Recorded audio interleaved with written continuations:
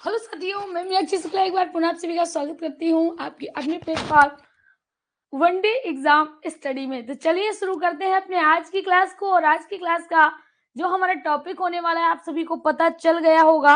आज हम बात करने वाले हैं व्यंजन पर। और आप में से किसी को भी अगर स्वर टॉपिक में कोई भी दिक्कत, देखो शर्माने की बात नहीं है, घबराने की भी बात नहीं है, आप बेझिझक हमसे पूछ सकते हो। अगर कोई भी चीज आपको ऐसा लगता है कि इस टॉपिक में या इस प्रसंग में या किसी में भी आपको अगर 0% भी डाउट है तो तत्काल पूछ लीजिएगा, ठीक है। देखते हैं। अ, कई साथी लाइव जुड़ चुके हैं।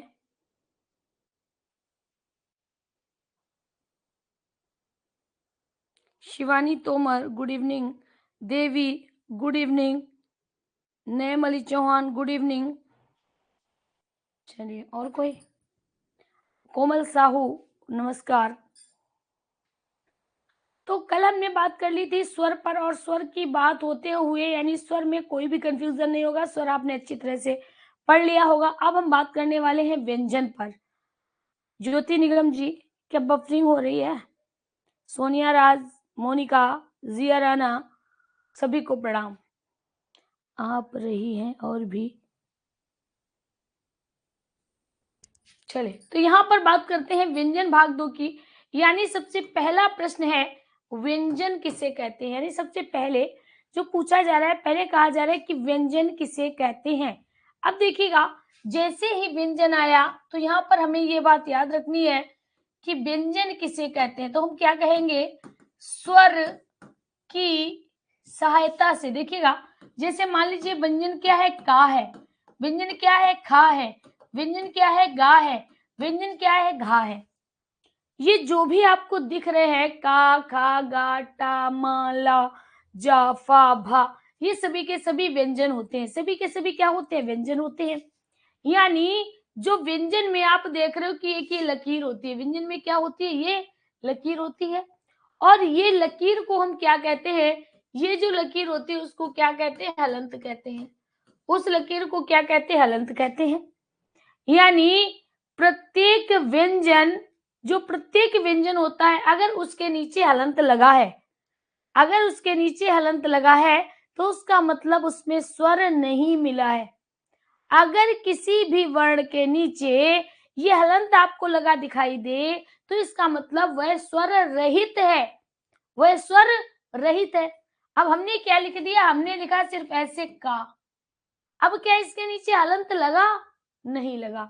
तो इसका मतलब क्या है? इसका मतलब है का प्लस आ। अगर यहाँ पर लिखा है खा तो इसका मतलब क्या है? इसका मतलब है खा प्लस आ।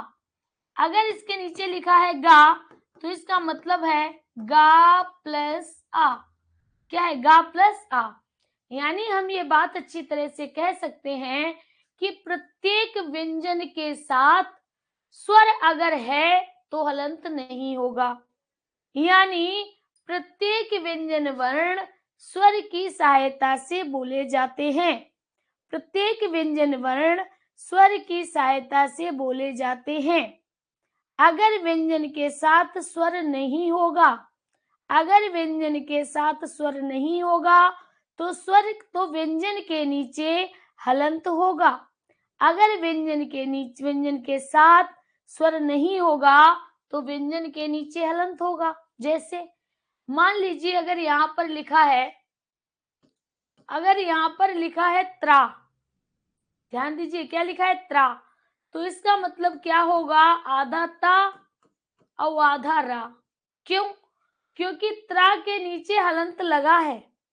और अगर त्रा के नीचे हलंत नहीं होता, ऐसे होता, तो इसका मतलब क्या होता? इसका मतलब ये होता, यानी ता आधा है लेकिन रा पूरा है, तो आधा ता और रा मिलकर क्या हो जाता? त्रा हो जाता। अगर यहाँ पर लिखा होता त्रि तो इसका मतलब कौन सी स्वर है? कौन सा स्वर है? ई है। अगर यहाँ पर लिखा होता त्रि तो इसका मतलब कौन सा स्वर है? ई है। कौन सा स्वर है? ई है। यानी हम आसानी से बोल सकते हैं कि व्यंजन वर्ण के साथ अगर स्वर होगा तो हलंत नहीं होगा, और अगर हलंत है तो इसका अर्थ कि स्वर नहीं है। तो प्रत्येक व्यंजन वर्ण के साथ स्वर अगर होता है तो हलंत नहीं होता है, और अगर हलंत होगा तो अगर हलंत लगा है तो इसका अर्थ है कि स्वर नहीं है। अगर हलंत है तो स्वर नहीं है। तो इसका मतलब क्या है कि व्यंजन वर्ण कैसे होते हैं? अधूरे होते हैं। व्यंजन वर्ण कैसे होते हैं? अधूरे होते हैं, यानी आधे होते हैं। किसके साथ पूरे होते हैं? तो जब ये स्वर से मिलते हैं, जब ये अधूरे स्वर के साथ मिलते हैं तभी तो पूरे होते हैं। जब ये स्वर के साथ मिलते हैं तभी ये पूरे होते हैं। जब ये स्वर के साथ मिलते हैं तभी पूरे होते हैं। यानी हम कह सकते हैं कि प्रत्येक व्यंजन वर्ण के साथ स्वर होगा तो ही पूरा होगा, नहीं तो अधूरा होगा। प्रत्येक व्यंजन वर्ण अगर स्वर के साथ होगा तो पूरा होगा, अन्यथा अधूरा होगा। तो व्यंजन कैसे होते हैं? अर्धमात्रिक होते हैं।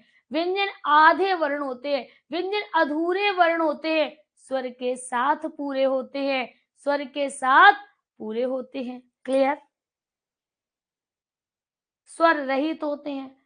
ये बात आपको समझ में आ गई होगी, सभी को आ गई होगी। चलिए आगे बढ़ते हैं।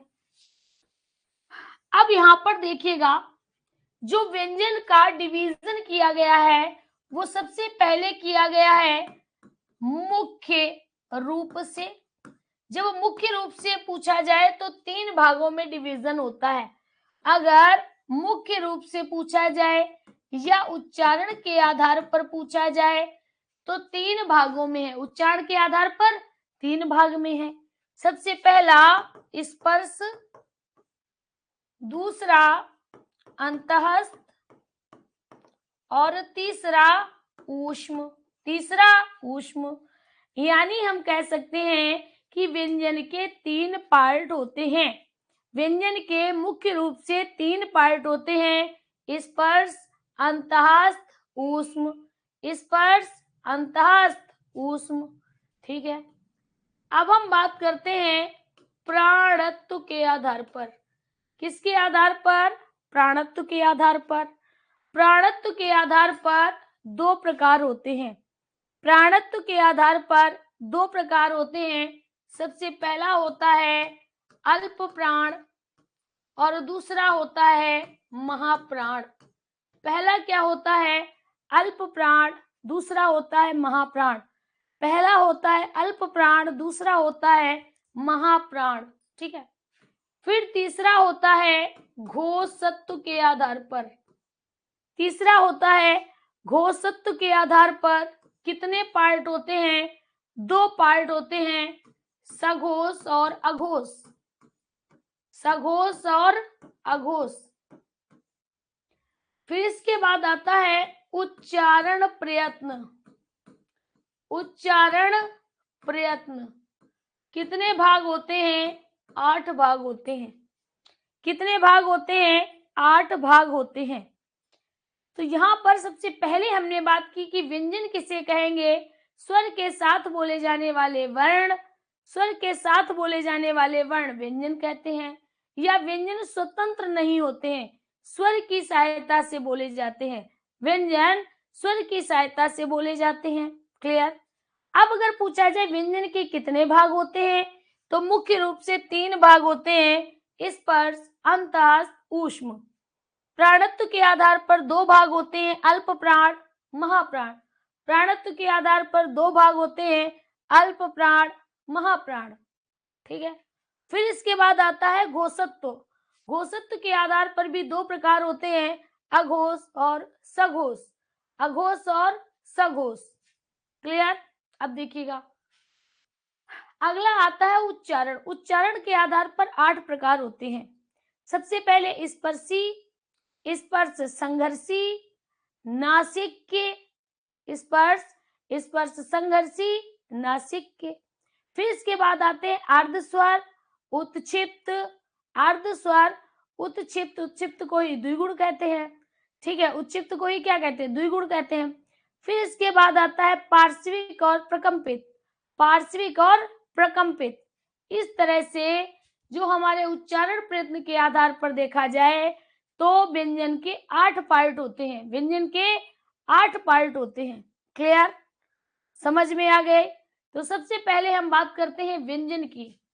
देखिएगा, पहले हम समझा देंगे, इसके बाद लिखाना स्टार्ट करेंगे। सबसे पहले हमने बात की थी व्यंजन की। ठीक है, सबसे पहले व्यंजन की थी। तो व्यंजन में आपने सीख लिया कि व्यंजन किसे कहेंगे। सबसे पहला पार्ट उठाते हैं उच्चारण के आधार पर।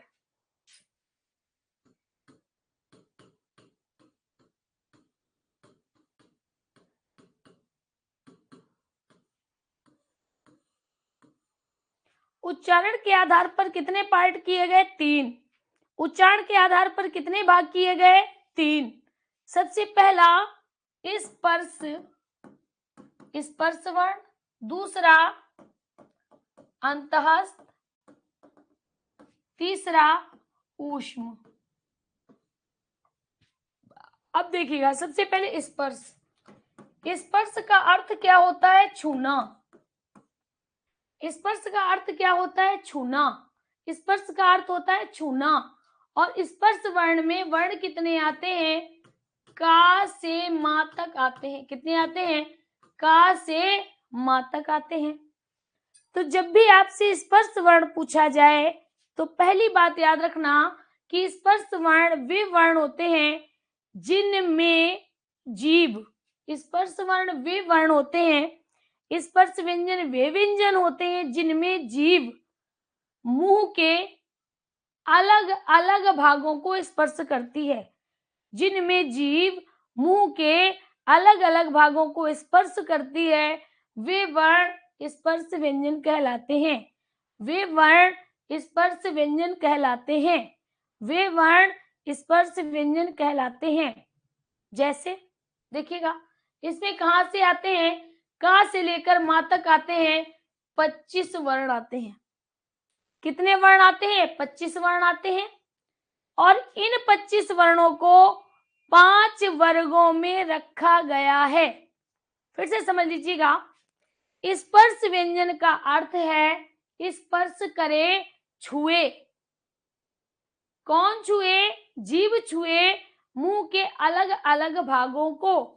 तो जिन वर्णों के उच्चारण में जीभ मुंह के अलग अलग भागों को छूती है स्पर्श व्यंजन कहलाते हैं। इनकी संख्या 25 होती है। का से लेकर मा तक आते हैं। का से लेकर मा तक आते हैं। अब देखिएगा, जो स्पर्श व्यंजन है, ध्यान से सुनिएगा, इनको 5 वर्गों में बांटा गया। कितने वर्गों में? 5 वर्गों में। का वर्ग, चा वर्ग, टा वर्ग,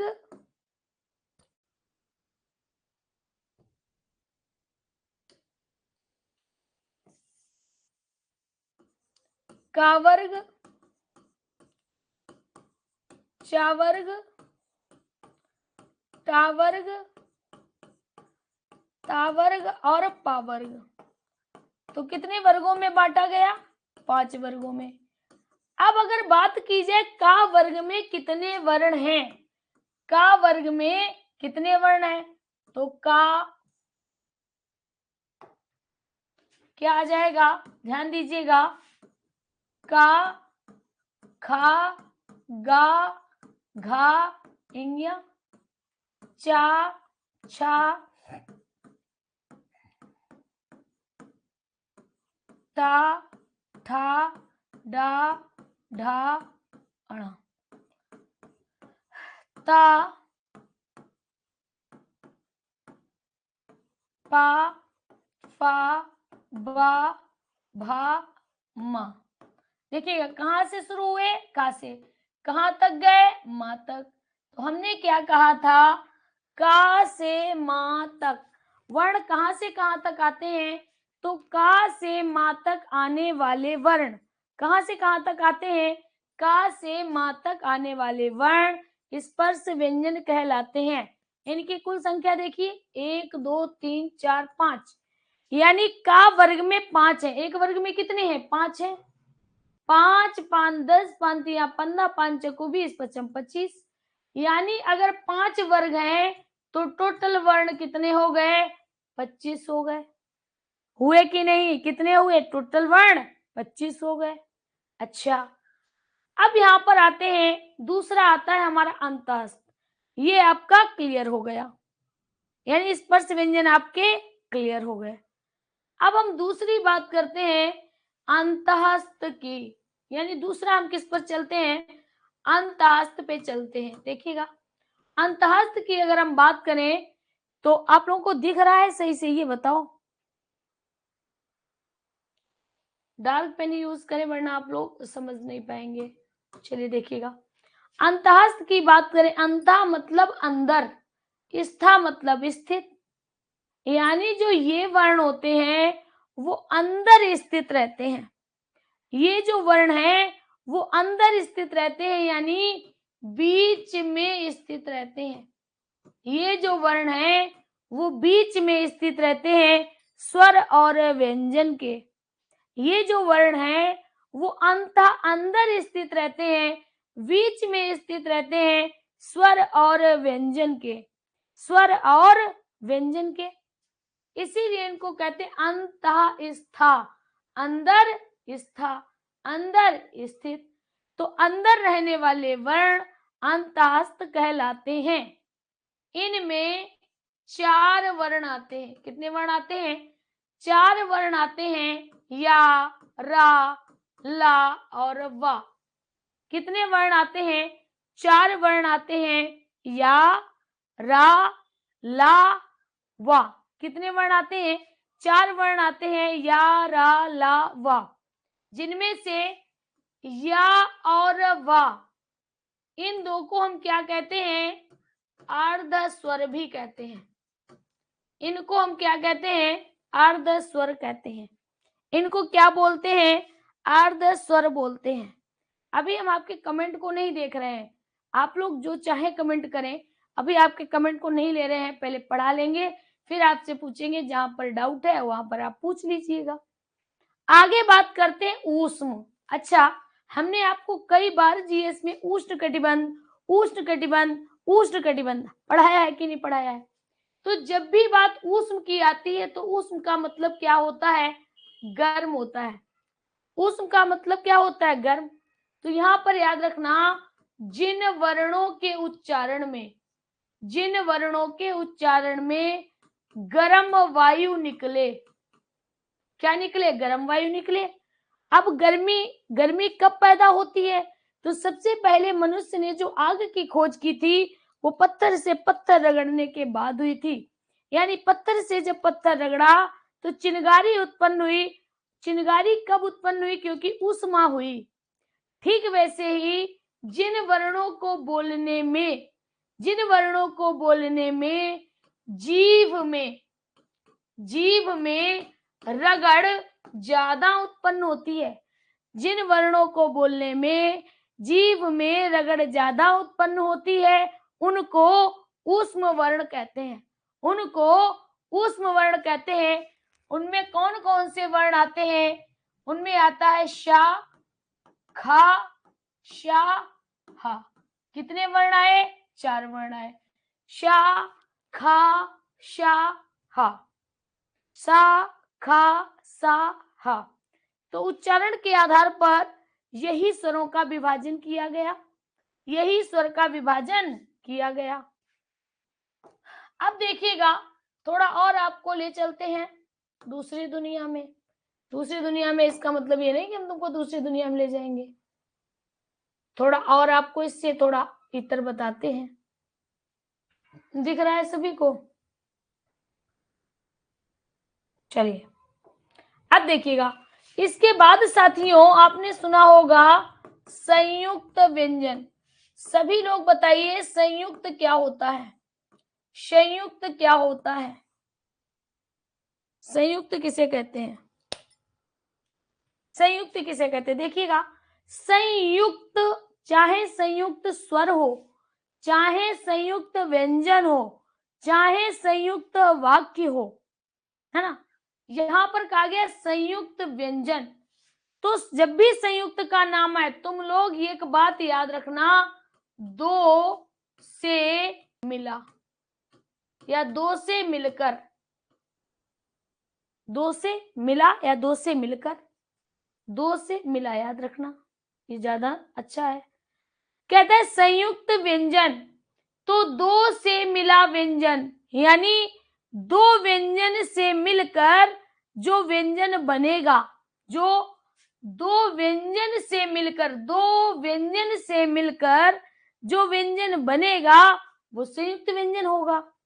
संयुक्त स्वर, दो स्वरों से मिलकर जो स्वर मिले, दो स्वरों से मिलकर जो स्वर बनेगा वो संयुक्त स्वर होगा।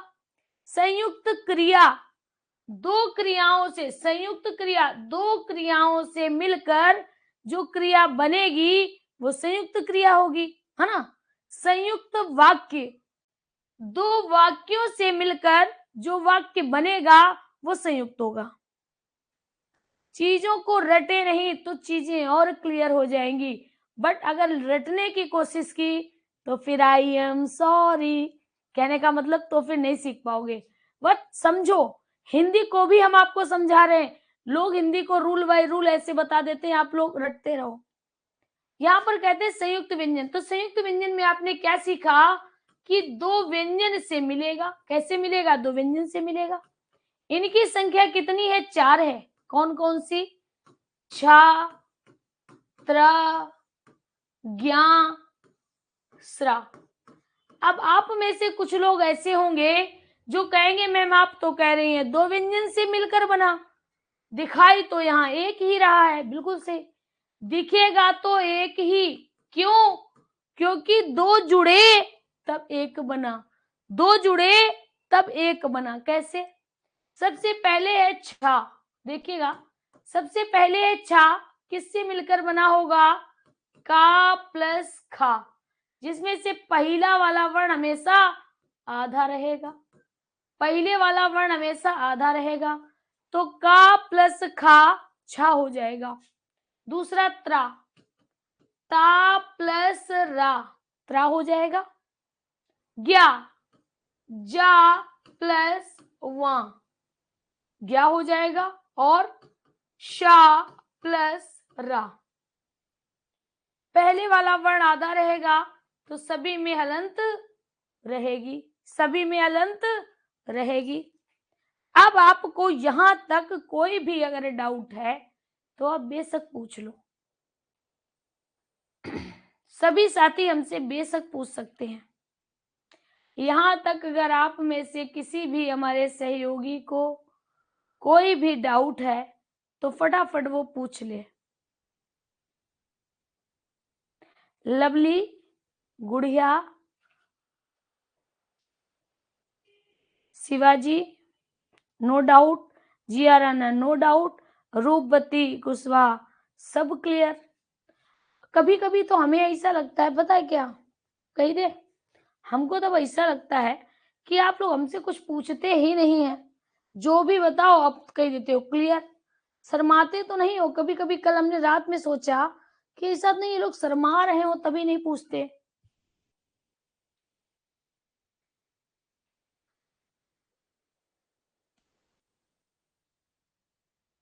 कहाँ बच्चा? यहाँ पर हमने कहीं पर हलंत नहीं लगाया है, कहीं पर हलंत नहीं लगाया। पहले वाले में सभी में हलंत है, दूसरे वाले में किसी पे हलंत नहीं है।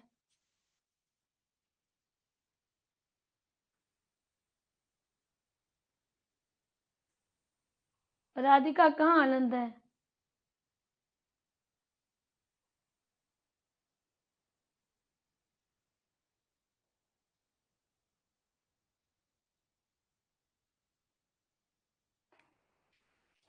सुनीता कह रही कि ज्यादा मैम खुश ना हो, ये सब पहले से क्लियर है।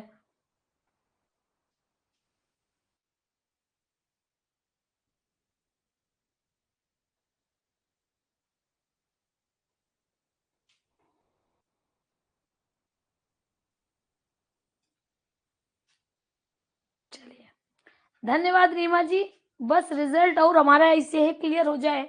चलिए, ये बात समझ में आ गई? यहाँ तक किसी कोई डाउट नहीं है? तो चलिए अब हम व्यंजन की शुरुआत करते हैं। अब व्यंजन की शुरुआत करते हैं तो सबसे पहले लिखिएगा, सभी लोग लिखिएगा व्यंजन।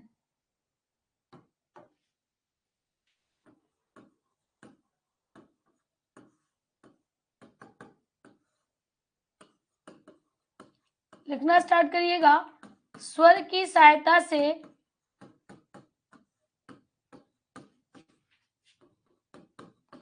बोले जाने वाले वर्ण,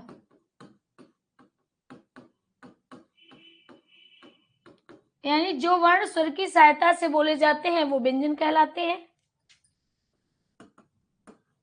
स्वर रहित व्यंजन, स्वर रहित व्यंजन के नीचे हलंत रहता है। क्या रहता है?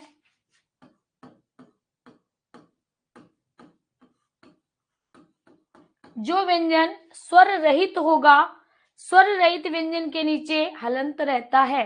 स्वर रहित व्यंजन के नीचे हलंत रहता है। तो पहली बात तो आपने ये सीख ली, दूसरी बात ये सीख ली। अब तीसरा आपको ये याद रखना है कि स्वर जो होते हैं, स्वर अधूरे होते हैं। स्वर व्यंजन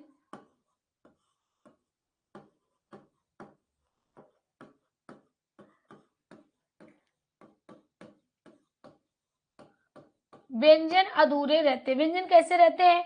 व्यंजन अधूरे रहते हैं। व्यंजन अधूरे रहते हैं यानी आधे रहते हैं और हमेशा स्वर की सहायता से बोले जाते हैं, यानी स्वर पर निर्भर रहते हैं। तो स्वर की सहायता से बोले जाने वाले वर्ण होते हैं। स्वर रहित व्यंजन के नीचे हलंत रहता है। व्यंजन अधूरे रहते हैं, आधे रहते हैं। व्यंजन जो रहते हैं वो कैसे रहते हैं? आधे अधूरे रहते हैं। क्लियर? ये बात क्लियर हो गई। अब यहाँ पर लिखिएगा व्यंजन का विभाजन।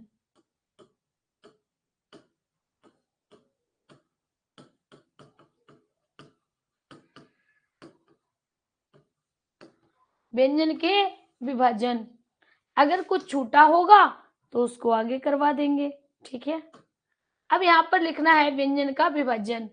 सबसे पहले अगर हम बात करें व्यंजन का विभाजन देखें तो सबसे पहले हम क्या लिखेंगे? उच्चारण, उच्चारण के आधार पर, उच्चारण के आधार पर देखिएगा। उच्चारण के आधार पर कितने भाग हैं? 3। नंबर 1 स्पर्श, नंबर 2 अंतःस्थ, नंबर 3 ऊष्म, नंबर 3 ऊष्म। अब सबसे पहले लिखिएगा स्पर्श। सबसे पहले लिखिएगा स्पर्श।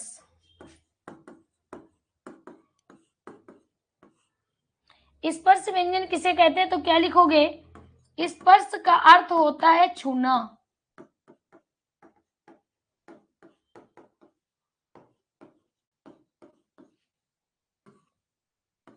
जिन वर्णों के उच्चारण में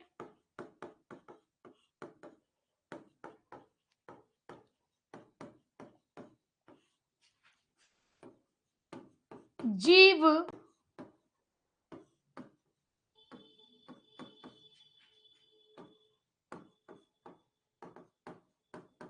मुंह के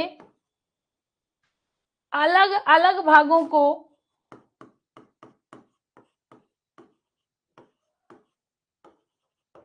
अलग अलग भागों को छूती है उसको हम क्या कहते हैं? स्पर्श व्यंजन कहते हैं। क्या कहते हैं? स्पर्श व्यंजन कहते हैं। साथ ही साथ लिख रहे हो? साथ साथ लिख रहे हो कि नहीं लिख रहे हो ये बताओ भाई। साथ ही साथ लिख लो। अभी हमने समझा दिया, तो जब हम समझाएं तो समझो, जब हम लिखाएं तो लिखो। ठीक है, अब यहां से आपको लिखना है। आगे देखिएगा।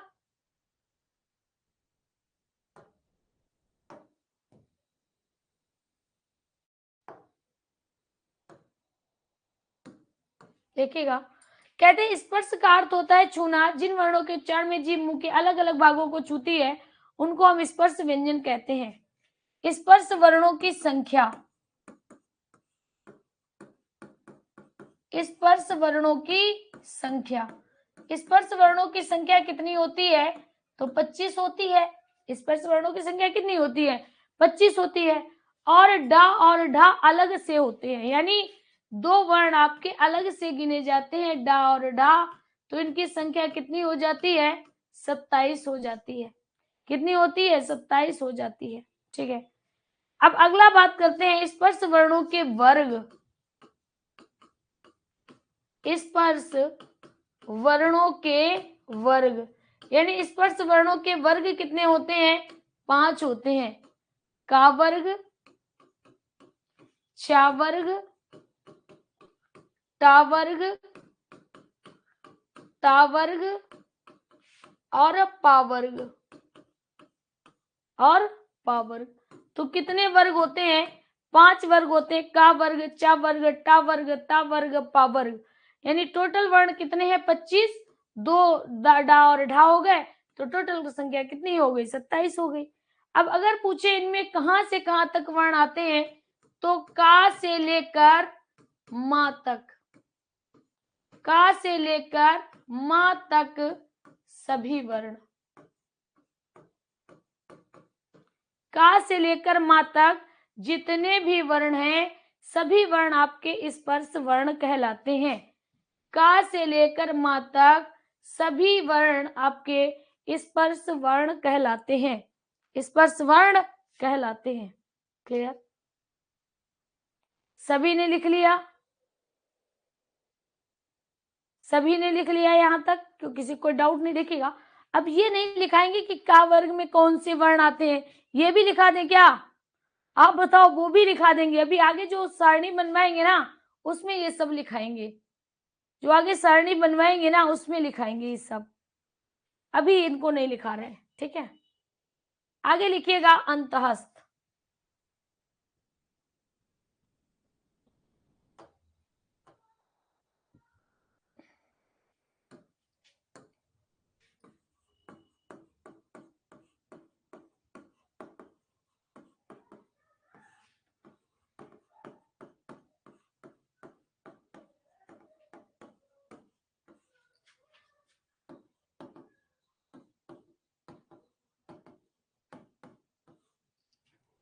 अंतः, देखिएगा अंतः का अर्थ क्या होता है? अंदर। स्था का अर्थ होता है स्थित।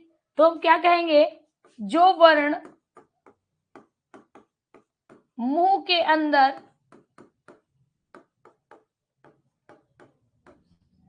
मुंह के अंदर रहें, यानी स्वर व व्यंजन के बीच में रहें,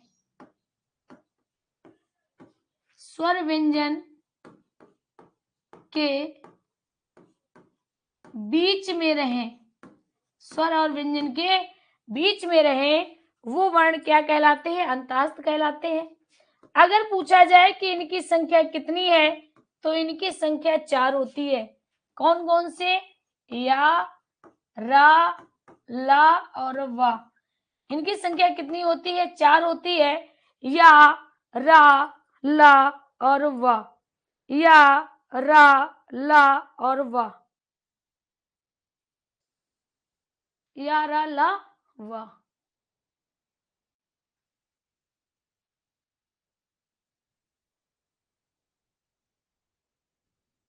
रीमा गोयल, परेशान ना हो, हम आपको सब कुछ बताएंगे, बस थोड़ा पैजन रखो।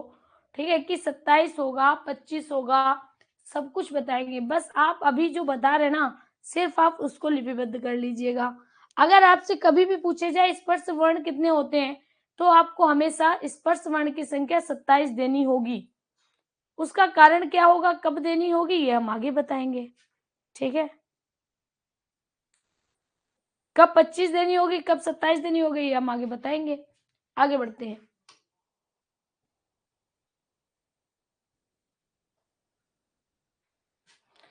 अब देखिएगा अगला क्या कहता है। अंतःस्थ के बाद आता है, अंतःस्थ के बाद क्या आता है? ऊष्म आता है।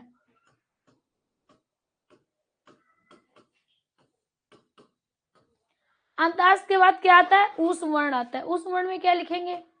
जिन वर्णों के उच्चारण में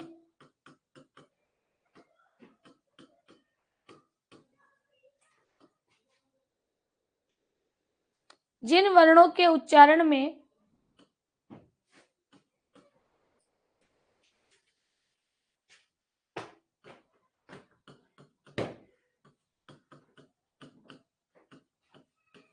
ऊष्म का अर्थ क्या होता है? गर्म। तो यहां पर हम क्या लिखेंगे? जिन वर्णों के उच्चारण में जिन वर्णों के उच्चारण में जीव को रगड़ना अधिक पड़े, जीव को घर्षण करना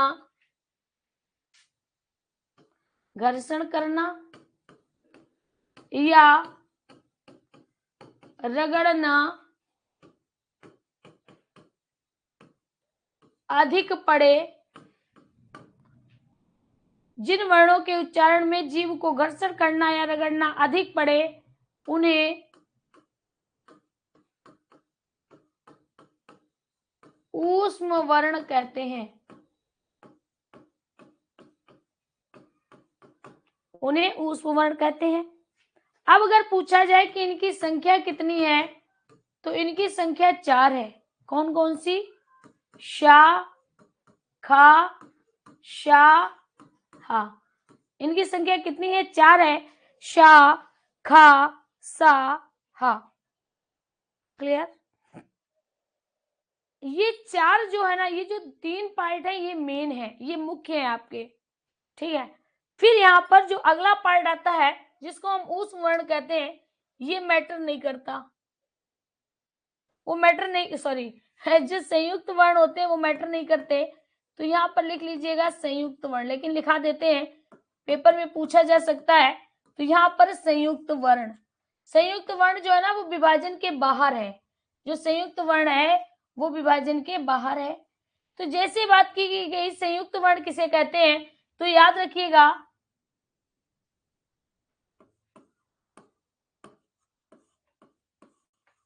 लिखिएगा, क्या लिखेंगे आप?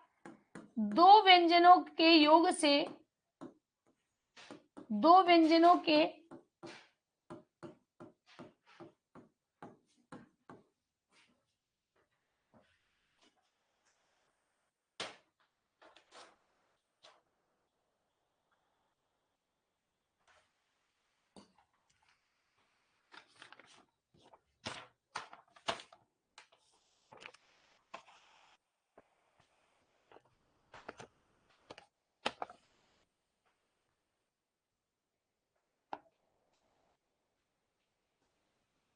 हमने क्या कहा? दो व्यंजनों के योग से बना व्यंजन। क्या हमने कहा? कि दो व्यंजनों के योग से बना, यानी दो व्यंजन मिले होंगे तब एक व्यंजन बना, उसी को संयुक्त व्यंजन कहते हैं। अगर पूछा जाए कि इनकी संख्या कितनी होती है?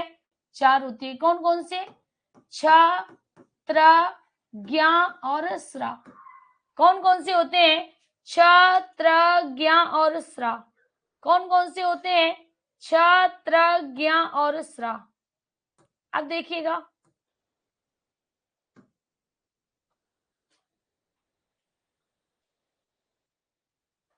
देखिएगा यहां पर बात करते हैं। तो सबसे पहले आता है छ। छ किससे मिलकर बनता है? का प्लस खा। ठीक है। दूसरा आता है त्रा, ता प्लस रा। ठीक है। फिर आता है ज्ञा, ज्ञा मतलब जा प्लस वा।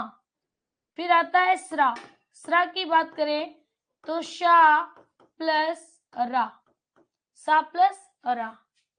क्लियर? अब यहां पर आपको क्या है लिखना है?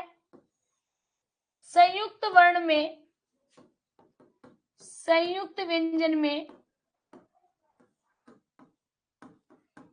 पहला वर्ण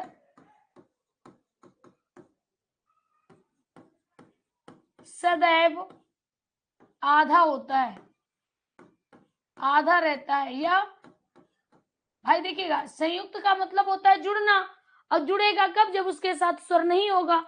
तो संयुक्त व्यंजन में पहला वर्ण सदैव आधा रहता है। आधा मतलब स्वर रहित होता है। आधा का मतलब स्वर रहित। कैसा रहता है, स्वर रहित होता है। तथा उसका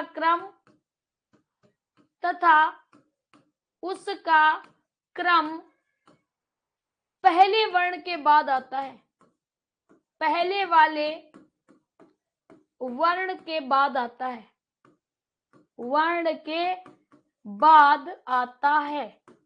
अब कुछ लोग कहेंगे कि मैम इसका अर्थ नहीं समझ में आया। ये जो है ना, ये आपके लिए नोट है, ये बात आपको याद रखनी है। कुछ लोग कहेंगे कि मैम ये कुछ समझ नहीं आया कि ये आपने क्या लिखवाया, फिर से आप बता दीजिए इसका अर्थ क्या होगा। ध्यान दीजिएगा, ये भी बता देंगे। देखिएगा, जैसे मान लीजिएगा यहाँ पर आपने देखा छत्र ज्ञासरा, और अगर आपसे पूछा जाए छा का क्रम किस वर्ण के बाद आता है, इन वर्णों को अगर आपको ढूंढना है, जैसे पेपर में पूछा जाए, ध्यान दीजिएगा, पेपर में पूछा जाए छा का क्रम किस वर्ण के बाद, किस वर्ण के बाद आएगा, तो जब आपसे पूछा जाता है ना, तो आप क्या करते हो, सा खा सा हा छा, तो आप हमेशा आंसर देते हो हा के बाद आता है। आप यहाँ पर आंसर क्या देते हो, हा के बाद आता है। अगर आपने पेपर में भी ये कर दिया ना, तो ये आपका गलत हो जाएगा। क्यों? क्योंकि छा वर्ण अगर आपको ढूंढना है तो का के सबसे नीचे चले जाओ, जहां पर का खत्म हो रहा हो ना, वहां पर। तो आप क्या कहेंगे, यहां पर आप कहेंगे का के अंत में, का के अंत में, और खा से पहले, खा से पहले। अगर पूछा जाए किससे पहले आता है, भैया किसी तरह से प्रश्न पूछा जा सकता है, तो अगर पूछा जाए कि छा वर्ण किस वर्ण से पहले आएगा, तो खा से पहले आएगा और का के बाद आएगा। ठीक है। अगर पूछा जाए त्रा का क्रम किस वर्ण के बाद आएगा, तब आप क्या कहेंगे, तब आप क्या कहेंगे, देखिएगा, तब आप कहेंगे ता के बाद, ता के बाद या ता के अंत में, था से पहले, था से पहले। ठीक है। दूसरा आता है ज्ञा। ज्ञा का क्रम किस वर्ण के बाद आता है, ज्ञा पूछ रहा है ना, तो क्या कहेंगे, जा के अंत में, जा के अंत में, और झा से पहले, झा से पहले। ठीक है। अगर आपसे पूछा जाए स्रा, स्रा का क्रम किस वर्ण के बाद आता है, तो क्या कहोगे, शा के बाद, यानी सा के अंत में, शा के अंत में, और किससे पहले, तो शाखा, खा से पहले। क्लियर, बात समझ में आ गई। तो ये इसका रहता है, और ये आपको हमेशा याद रखना है, ये आपके लिए बहुत इंपॉर्टेंट है। अब देखिएगा, एक चीज दिखाते हैं, यहां पर क्या लिखा, छा का क्रम किस वर्ण के बाद आता है, तो देखिएगा, अगर हमने त्रा लिखा लेकिन ये वाला नहीं लिखा, इसकी जगह पर हमने क्या कर दिया, ये चिन्ह लगा दिया, यहां पर भी हमने ये चिन्ह लगा दिया, यहां पर भी ये चिन्ह लगा दिया, यानी जब कोई कथन या जब कोई वाक्य दोबारा आता है, दोबारा आए, तो हम कौन सा चिन्ह लगाते हैं, हम कहते हैं पुनः उक्ति। पुनः उक्ति, उक्ति का मतलब होता है कथन, और पुनः का मतलब होता है पुनः। तो जब कोई कथन दोबारा आता है तो उसको पुनः उक्ति कहते हैं, यानी उसको कहते हैं पुनरुक्ति कथन। क्या कहते हैं, पुनरुक्ति कहते हैं। और इसको दिखाने के लिए एक चिन्ह का प्रयोग करते हैं, ये वही चिन्ह होता है, ये वही चिन्ह होता है।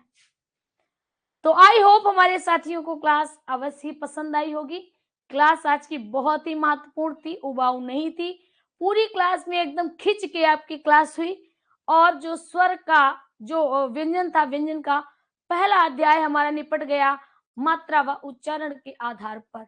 मात्रा व उच्चारण के आधार पर जो विभाजन था, वो विभाजन हमारा कंप्लीट हो गया। तो आई होप आप सभी को क्लास अच्छी लगी होगी। अगर अच्छी लगी है तो अपने सपोर्ट हम पर बनाए रखें। धन्यवाद। और आज की क्लास जो 7 बजे होनी है, 8 बजे होनी है, वो अपने समय पर होगी। तो और आज की क्लास महत्वपूर्ण है, अधिगम स्टार्ट होने वाला है, गलती से भी मिस मत करें। Thank you.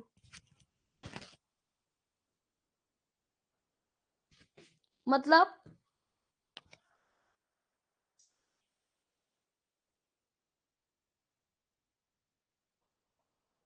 चलिए कोई बात नहीं, आज पढ़ा समझ आया, बस ऐसे ही पढ़ते रहो, समझते रहो, क्योंकि वैकेंसी तो 100% आएगी, सुपर टेट गारंटेड आएगा।